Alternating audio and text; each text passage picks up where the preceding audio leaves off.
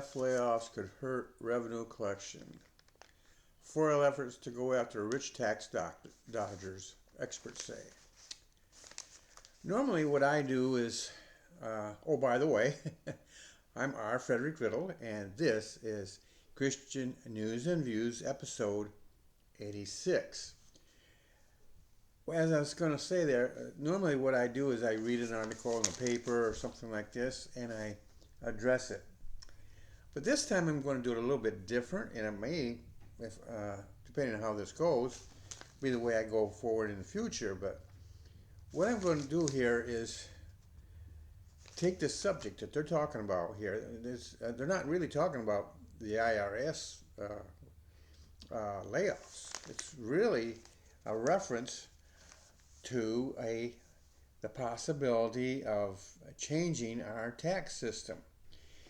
So I want to take a look at that, and this is an issue that has been around for a long time. And I entitled this Tariffs and More. And so let's get into it. President Trump has been signaling the idea of a national consumption tax. Not necessarily using that term or title, but by supporting a tax bill that proposes a national consumption tax, plus his aggressive tariff strategy with both Canada and Mexico. All this would suggest the possibility of a national consumption tax. In effect, it appears that it is positioning himself and the country for a major overhaul of our tax system.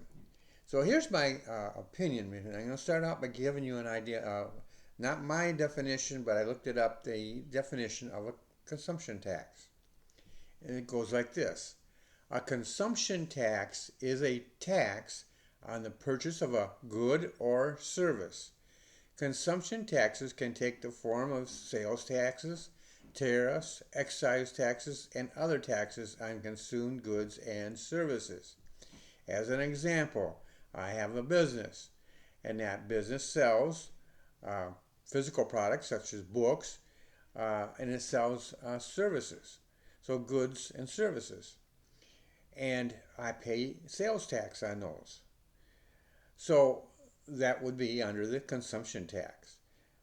So this is, like I said, this is not a new debate.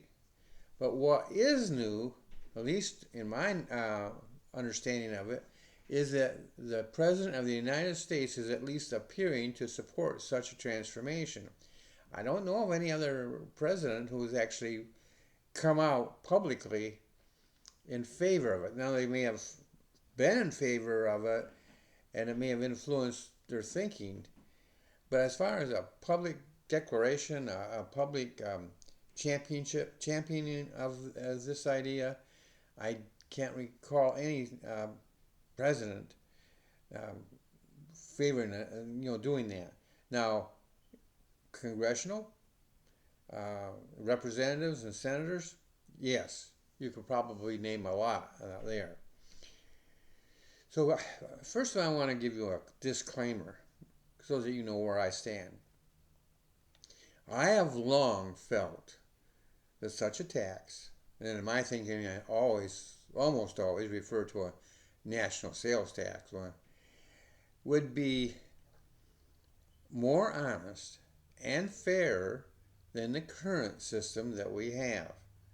So I pay sales tax here in Florida. I live in Florida. And we don't have a state income tax. We have a sales tax. But there is a national tax, and I saw income tax. So I pay an national income tax, and I also pay a sales tax. So I might add that the sales tax has been highly successful here in Florida. In fact, I forget what year it was, but it's been several years ago, they established what they call tax holidays. And every year there's a tax holiday.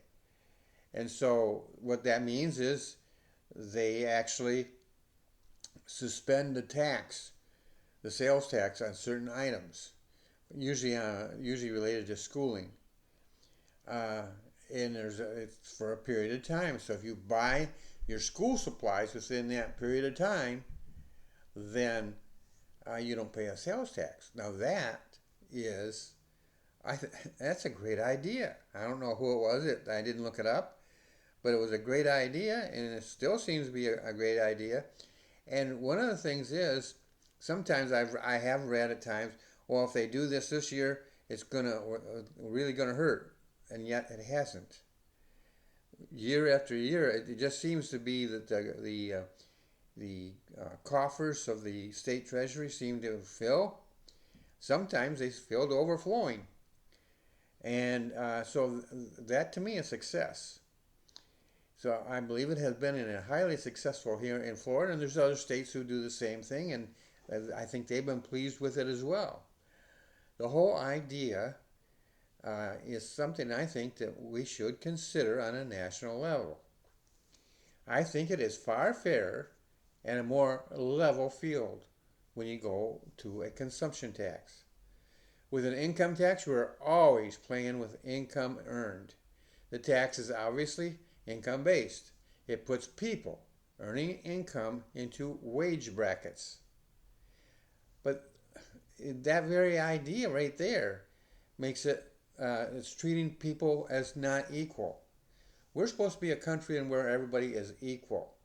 Now we get sold a sort of the left sells this idea that everybody needs their idea of equality is that the rich pay more, which they are.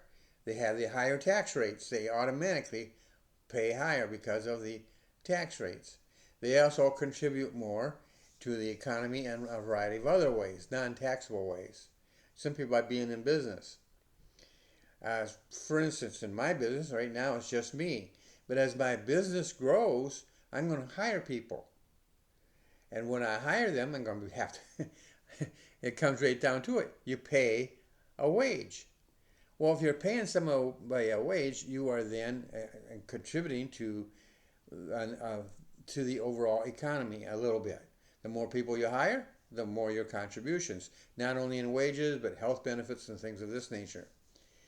And so the whole idea here is that I'm trying to explain is that to isolate just the wage, just the tax away from everything else doesn't seem fair. Doesn't seem wise, in fact, as far as that goes. The fair thing is that everybody pay the same rate. In the income tax, you have a different rate for the different brackets. That's unequal, and that's unfair. And I would also argue that it is also inaccurate. Why do I say that? Well, inaccurate is because what somebody earns or has coming into them is not necessarily reflective of their personal financial well-being, put it that way. A more reflective thing is what they buy. They go and, for instance, here in Florida, I travel to and fro. My car requires gas, oil, and other services. So I have to go and buy gas. I pay a sales tax. I have to go and have my car repaired. I pay a sales tax. And also have oil and other things added. I pay a sales tax. So these are different things in which I pay right then. I don't have to worry about at the end of the year typing out, well, how much do I owe as a person in sales tax? I've already paid it. I don't have to do anything along that lines. The government has its own records and so forth. Now, as a business, I pay sales tax every quarter. Some businesses pay every month. And some may even pay once a year. It depends upon, now that's a bracket, but it's a different type of bracket. It depends upon the success of that business. And so what the government has decided, you need to do this on how frequent you need to do it. Because you do have to fill out a form. It's a very simple form. It's simple and does not require a college education to read and or apply your knowledge to fill it out. Um, I have to fill one out once a quarter. Very simple. It's one page. Now, I'm not saying that everybody that's in business has a one-page document to fill out. The greater your overall business, the more pages probably you're going to have. But still, compared to the income tax forms, it's far simpler to understand.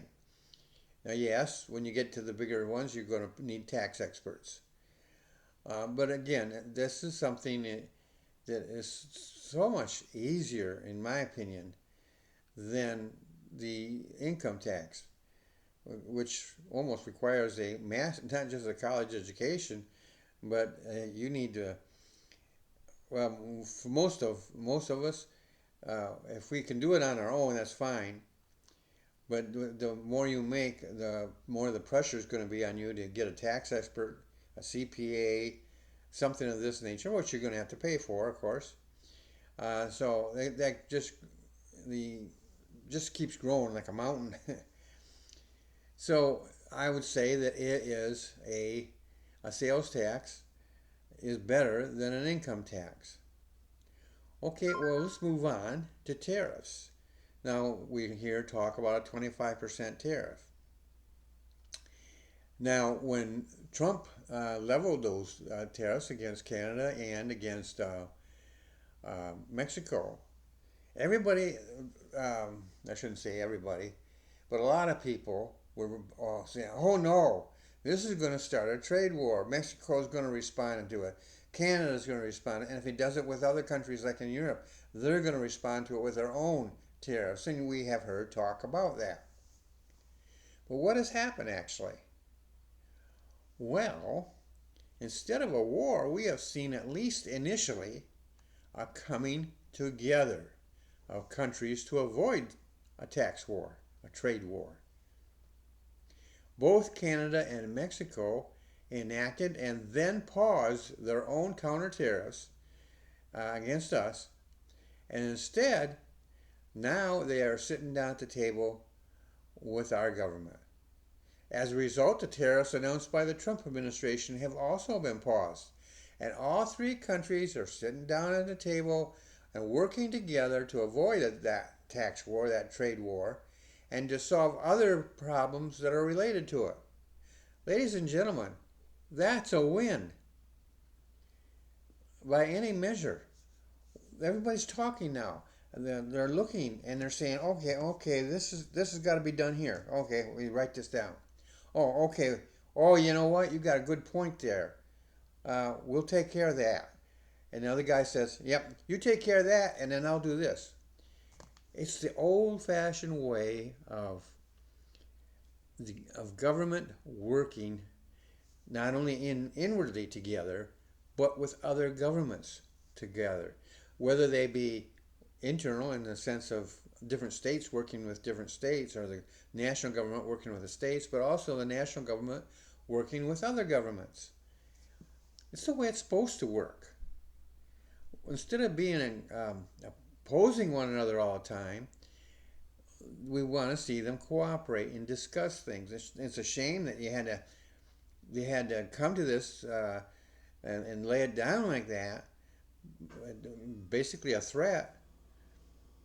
But when they saw that he meant business, that President Trump meant business, they got busy and they said, okay, let's sit down with him and see what we can hammer out.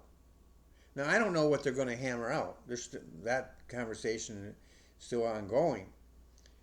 But again, looking back at his previous term in office, he threatened some things with Canada and Mexico, and he got them to act on some things and to cooperate on some things. And I think, personally, this is my opinion, that this is part of his plan. He is forcing people, using what used to be called the bully pulpit, to get people to cooperate, to work together. It's worked before. I see no reason why it can't work again. Now there are more problems. We have the Biden problem, his legacy, if you want to call it, is rife with problems. They have to be resolved. But when he came into power in the first place, or with the Obama, anytime you have a liberal in office, they leave problems in their wake. And so it takes a conservative to clear them up and make sense out of them, and maybe in some cases they'll leave certain ideas intact but come up with a better way of making them work. So that is something that certainly we're looking at a win right now. I realize that there are pros and cons about the idea of a consumption tax. But the current state of the IRS would suggest that it's time to look at a more efficient, honest, and fair system. Likewise, the current state of international relations would suggest needed reform. To me, this is a welcome opportunity.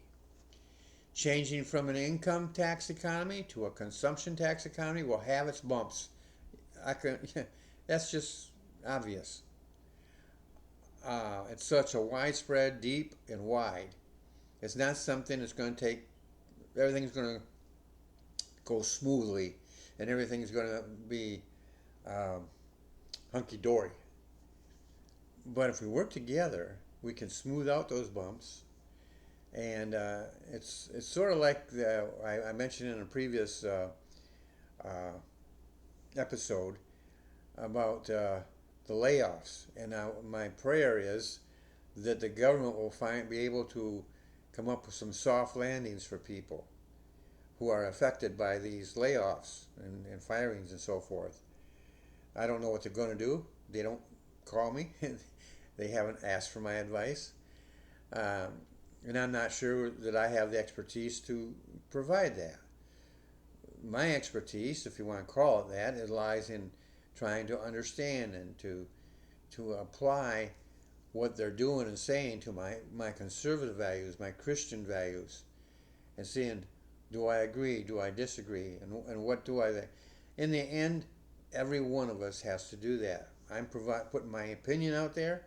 You are free to agree with it or disagree with it. But you get that freedom, something that liberals don't like to give. So instead of predicting the dire consequences, why not work together to avoid them and create an economy that is fair to everyone? That would be a win-win for all of us. So, have you enjoyed today's commentary? Today's reporting of the news? Now, I did a little bit different format than I have in the past. And I wouldn't mind receiving your comments on it. Do you like it? Do you like the change? Do you prefer the way I was doing it? Do you like the way I'm doing it here, where I take the news, maybe a news item, and then broaden it out to a principle or a topic, whatever, and then discuss that? For me, it was just doing it, doing a little bit of research and thinking about how these things work out and so forth. That was fun for me. I enjoyed it, and I enjoyed this part of it, of telling you how what I came up with. So, if you enjoyed this, why not, right down below here, click on that the little icon there. Let's see, right here. It should be right about there. And click on that and subscribe to my channel. Now, what happens when you subscribe to my channel? Well, you not only ensure that you get access to this particular podcast, which is called Christian News and Views, but I have a second one called Becoming a Published Author. It's fun. Now, I may have others in the future, but right now those are the two that I have. Becoming a published author is itself fun. And I provide free information to people who want to be writers, but be published authors. It doesn't cost you a cent to listen to me, to listen to the advice I give, the coaching advice, things of this nature that you can take and apply right now in your life, or if not right now, in the near future. And will it cost you any money then? Most of the advice I give is something free, both in my presentation, but also your application. Sometimes there's some cost, but I'm a person that looks for the least expense that's possible. So I'm giving you information that won't cost you your life, won't cost you your home and all your car and stuff like that. It's free, basically free. So it also does one other thing. It encourages me. Now that may or may not mean anything to you, but it does encourage me when you subscribe. And as a result, then I can come to you as I am right now and encourage you to subscribe and promise you that I will do all in my power to create episodes that will inform, encourage, and inspire you. That is my goal, my constant goal every time for every episode that I do. So, and that's it for today, and I will see you in the next episode.